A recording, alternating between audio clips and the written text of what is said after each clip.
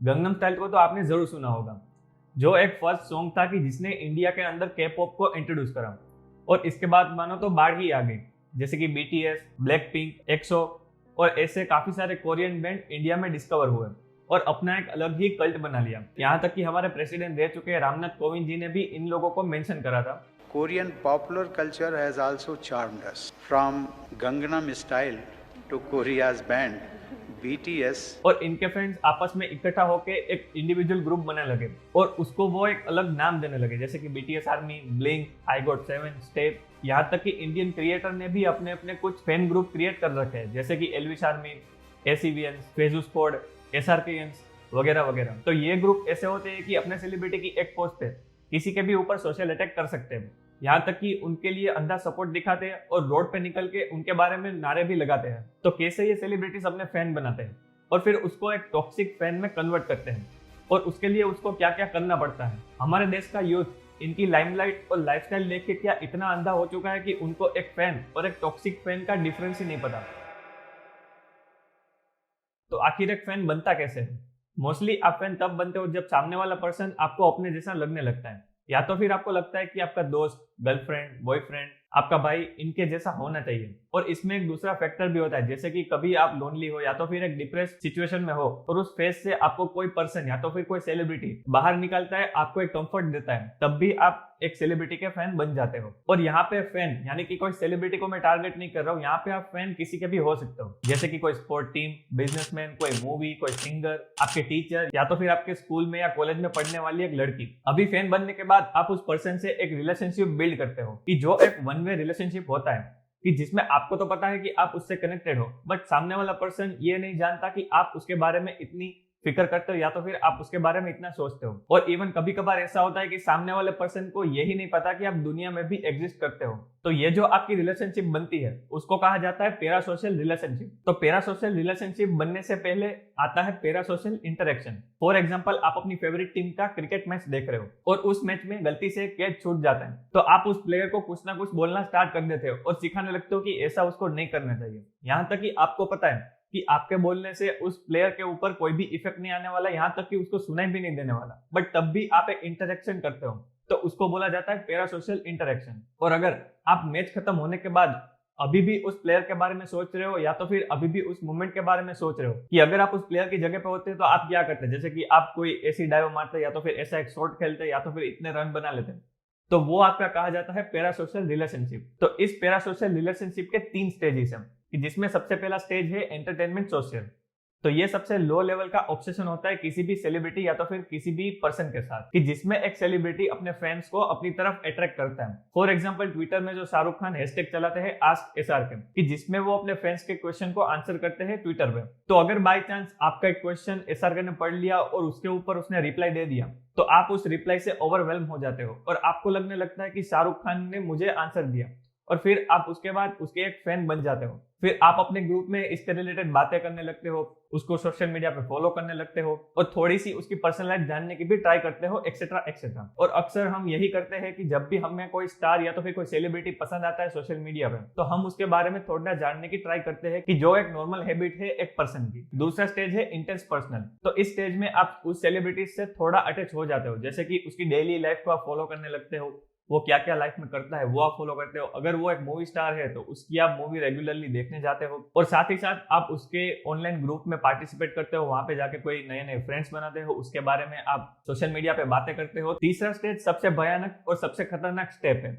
तो इस स्टेज में एक फैन एक टॉक्सिक फैन में कन्वर्ट होता है। तो इस स्टेज में आप उस सेलिब्रिटी के डिवोटी बन जाते हो, मतलब कि एक भक्त बन जाते हो, और इस स्टेज में आप ऐसी ऐसी हरकतें करने लगते हो कि जो एक नॉर्मल फैन कभी नहीं करता, जैसे कि स्टॉकिंग, हरेसमेंट, अब्यूजिंग और न जाने क्या किया। तो ये एक साइकोलॉजिकल बीमारी है जिसको बोला जाता है सेलिब्रिटी वर्शिप सिंड्रोम। तो इस स्टेज में आप पूरा दिन सिर्फ उसी की ही बातें करने लगते हो, उसी के बारे में सोचने लगते हो, उसके रिलेटेड आप पोस्ट करते हो, वो कोई भी पोस्ट करता है तो वहां पे जाके आप उसके साथ इंटरेक्ट करते हो, उसमें कमेंट लिखते हो। और अगर बाई चांस उसकी लड़ाई किसी के साथ हो जाती है तो आप भी उसकी लड़ाई को अपनी समझ के सोशल मीडिया पे उस सामने वाले के रिलेटेड कुछ भी बोलने लगते हो, भला बुरा, गाली या तो फिर वीडियो बना के आप डाल देते हो, और आपके लिए आपका सेलिब्रिटी एक भगवान होता है। तो इसके चलते आप उसके स्टाइल को, उसकी लुक्स को, उसके फैशन सेंस को कॉपी करने लगते हो। वो दिन में क्या क्या करता है उसके बारे में आप पूरी डिटेल निकाल लेते हो, वो कहाँ जाता है, कहाँ रहता है, कितने बजे निकलता है, सोशल मीडिया पे वो कब एक्टिव होता है, कब लाइव आता है, उसकी पूरी डिटेल आपको मालूम होती है। और आपके घर में उस सेलिब्रिटी के पोस्टर लगे रहते हैं, यहाँ तक कि आप अपने मंदिर में भी उसकी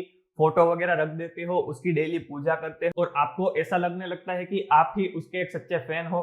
जो कभी भी आप उसके घर के बाहर जाओगे तो आपको वो सेलिब्रिटी खुशी खुशी अपने घर के अंदर बुला लेगा, वहां पे आपको बिठाएगा, आपके साथ बातें करेगा और एक आप ऐसे स्टेट में पहुंच जाते हो कि जो सिर्फ एक इमेजिनेशन होती है कि उसके आगे आपको कुछ नहीं मिलता। ये एक नॉर्मल फैन नहीं करता और इसको ही बोला जाता है टॉक्सिक फैन। और इसी टॉक्सिक फैन को दिखाने के लिए एक दूसरा शब्द भी यूज करा जाता है, उसको बोला जाता है स्टैन, कि जो दो शब्द का मिक्सर है, स्टॉकर प्लस फैन। तो अभी मैंने यहाँ पे एक वर्ड बताया सेलिब्रिटी वर्शिप, तो आपको लगता होगा कि ये तो सिर्फ ऑन पेपर लिखा होगा, बट नहीं, इंडिया में काफी ऐसे लोग हैं कि जो अपने सेलिब्रिटीज की पूजा करते हैं, उसको भगवान मानते हैं। जैसे कि कोलकाता में अमिताभ बच्चन जी का एक मंदिर है जहाँ पे अमित जी की मूर्ति है और दीवारों पे पोस्टर लगे हैं और उनके फेमस डायलॉग भी वहां पे लिखे गए हैं और साथ में दीवारों पे लिखा है जय श्री अमिताभ। और इस मंदिर में उनकी डेली पूजा होती है और यहाँ के जो पुजारी है वो भी अमिताभ जैसा ही लुक रखते हैं। तो अगर हम साउथ सिनेमा की बात करें तो वहां पे रजनीकांत को एक भगवान की तरह देखा जाता है कि जब भी रजनीकांत की मूवी सिनेमा में रिलीज होती है तो सिनेमा के बाहर एक पूरा पोस्टर लगाया जाता है रजनीकांत का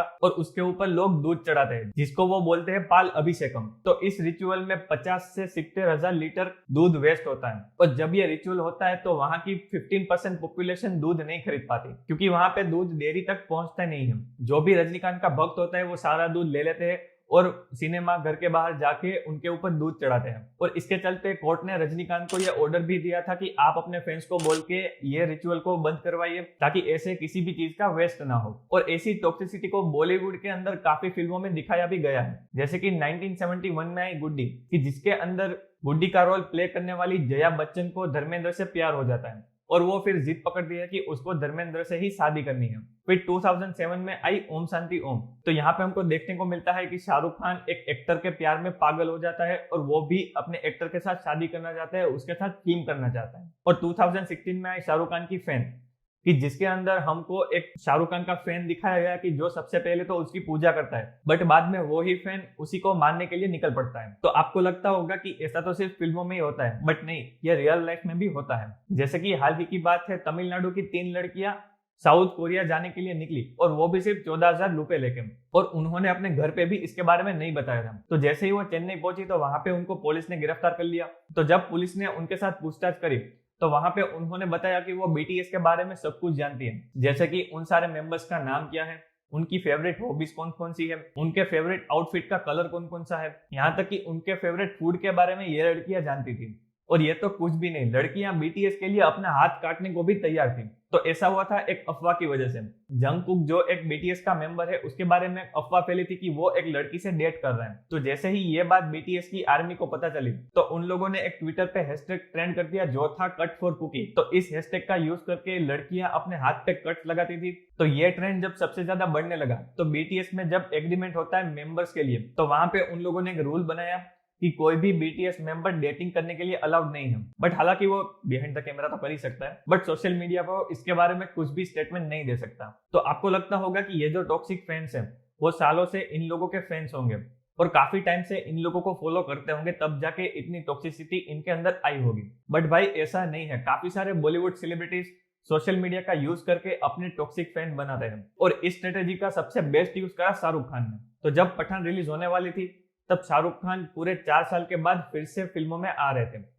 और पठान से पहले उनके बेटे के ऊपर ड्रग केस भी लग चुका था। और पठान के रिलीज के ठीक पहले बॉयकॉट पठान का भी ट्रेंड चल रहा था इस मूवी के टाइटल और बेशरम रंग के सॉन्ग की वजह से। बट जैसे ही ये मूवी रिलीज होती है वो बॉक्स ऑफिस की सबसे हिट मूवी में शामिल हो जाती है और उसके जस्ट बाद आती है जवान, तो वो भी एक नया रिकॉर्ड सेट करती है। तो आखिर शाहरुख खान ने ये कैसे किया? उसने ना तो कोई मीडिया इंटरव्यू दिया, ना ही वो कपिल शर्मा शो में आए, बट फिर भी उनकी मूवी बॉक्स ऑफिस में इतनी बड़ी हिट हुई। तो यहाँ पे शाहरुख खान और यशराज फिल्म दोनों जानते थे कि शाहरुख खान का फैन क्लब काफी बड़ा है, तो इसलिए शाहरुख खान ने अपने फैन क्लब का सहारा लिया, जैसे कि ट्विटर का SRK चेन्नई फैन क्लब, की जिसकी आज 1.5 लाख से भी ज्यादा फॉलोइंग है और वो पूरे 120 सिटीज और 35 कंट्रीज में अवेलेबल है। और ऐसे ही काफी सारे फैन क्लब है। तो इन सारे फैन क्लब्स ने मिलकर अपने फैंस के लिए टिकट बुक करी और उनको T shirt, mobile cover, badges, stationery, keychains जैसी मर्चेंडाइज भी दी। और ओम शांति ओम की 15 साल की एनिवर्सरी को भी सेलिब्रेट किया और थिएटर के आगे शाहरुख खान के कटआउट्स लगाए और उसके ऊपर फूल और दूध भी चढ़ाया गया और थिएटर के अंदर उनके फैंस नाच रहे हैं ऐसा वीडियो वायरल भी करा और एक ऐसा माहौल बनाया कि जिसकी वजह से बॉयकॉट पठान का जो ट्रेंड था वो कहां पीछे चला गया वो किसी को पता ही नहीं चला। तो ऐसा सिर्फ शाहरुख खान ही करते ऐसा नहीं है, इसमें साउथ के सुपरस्टार रजनीकांत भी शामिल है और कहा जाता है कि इनके 1 लाख से भी ज्यादा फैन क्लब्स हैं और अजीत और विजय भी इसी सेम कैटेगरीज में आते हैं। तो जब भी इन लोगों की मूवी आती है तो वो उनका प्रमोशन कभी कभार ही करते हैं, बट वो पूरा डिपेंडेंट होते हैं इन्हीं फैन क्लब्स के ऊपर कि जो उनकी मूवी को काफी बड़ी हिट बना देते हैं। हालांकि दोनों की मूवी अगर सेम डे पे भी आ रही है तो भी इनकी मूवी काफी बड़ी सुपरहिट होती है और ऐसे फैन क्लब्स आपको दुनिया के किसी भी कोने में मिलेंगे। तो ये फैन क्लब्स एक कंपनी की तरह वर्क करते हैं कि जिसमें टॉप लेवल पर होते हैं फाउंडर्स और उसके नीचे आते हैं सिटीज और कंट्री के हिसाब से व्हाट्सएप ग्रुप कि जिसमें व्हाट्सएप ग्रुप का जो एडमिन होता है वो उसी सिटी का हेड होता है और वो सारी चीजें हैंडल करता है जैसे कि public gathering, meetings, group activities और फंड रेजिंग भी। तो अभी आपको लगता होगा कि इन सारी चीजों के लिए इन लोगों के पास पैसा कहां से आता है। तो ऐसे ही फैन क्लब चलाने वाले एक मेंबर ने बताया कि दूसरे ग्रुप्स की तरह उनके पास भी डोनेशन देने वाले बैठे हैं कि जो उनको डोनेशन देते हैं। तो ये फैन क्लब अपने सेलिब्रिटीज के बारे में इतनी अच्छी अच्छी चीजें पोस्ट करने लगते हैं सोशल मीडिया पे तो इजीली आप उनके फैन बन जाते हो, भले ही आपने उसकी कुछ ही मूवीज देखी हो या तो फिर उसको आप डाई हार्ड फॉलो भी नहीं करते। तो अभी इसका सोल्यूशन क्या है? तो अगर आप भी इस बीमारी का शिकार नहीं बनना चाहते या तो फिर आप इसका ऑलरेडी शिकार बन चुके हो और आप इससे अभी बाहर निकलना चाहते हो तो आप इन सारे स्टेप को फॉलो कर सकते हो। तो जब भी आप कोई सेलिब्रिटीज को सोशल मीडिया पे देखते हो तो ये बात आप अपने दिमाग में बिठा लो कि ये सब एक इल्यूजन है, ये आपको दिखाया जा रहा है क्योंकि आप उस सेलिब्रिटी के साथ कनेक्ट कर सको और आप उसके एक लॉन्ग टर्म फैन बन सको। और जब भी आप सोशल मीडिया कंज्यूम कर रहे हो तब वहां पे एक क्वेश्चन जरूर पूछो कि कोई भी अगर वीडियो वहां पे अपलोड हुई है तो उसका एक मेन मोटिव होता है, उसके पीछे का एक रीजन होता है। तो वो रीजन ढूंढने की जरूर ट्राई करो क्योंकि वहां पे इजीली आपको मैनिपुलेट करा जा सकता है, आपके व्यूज को मैनिपुलेट करा जा सकता है। अगर आप किसी के डाई हार्ड फैन हो तो वहां पे आपको किसी के बारे में हेट फैलाने के लिए भी मैनिपुलेट करा जा सकता है या तो फिर इलेक्शन में कौन सी पार्टी को वोट देना वो भी मैनिपुलेट हो सकता है। फिर आप यहाँ पे सोशल मीडिया यूज करने का भी एक स्पेसिफिक टाइम रखो और अपनी बाकी की एनर्जी जो रियल लाइफ रिलेशनशिप होते हैं उसको मेंटेन करने के पीछे लगाओ। और हमने थोड़ी देर पहले जो बात करी पैरा सोशल रिलेशनशिप की